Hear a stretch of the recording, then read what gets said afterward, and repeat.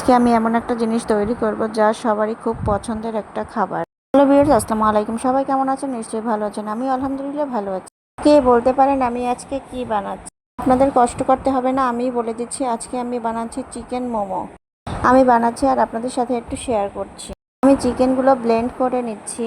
প্রথমেই আমি কিন্তু লবণ দিয়ে দিচ্ছি। লবণ না দিলে কিন্তু কোনো জিনিসই মজা লাগে না। স্বাদের অন্যতম জিনিস হচ্ছে লবণ।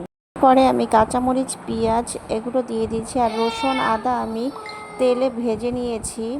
এটা তেলে ভেজে নিয়েছি, নাহলে একটু গন্ধ আসে, সে যে কাঁচা, সেজন্য আমি তেলে ভেজে নিয়েছি। এরপর আমি গরম মশলার গুঁড়ো দিয়ে দিয়েছি।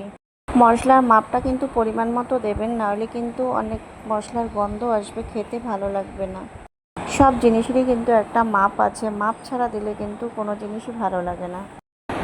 এরপরে কিন্তু আমি কালো গোলমরিচ গুঁড়ো দিয়ে দেব। ঝালটা যে যে রকমের খান, আপনি যদি ঝাল বেশি খান তাহলে মরিচের সংখ্যাটা বাড়িয়ে দেবেন, কম খেলে কম দিবেন।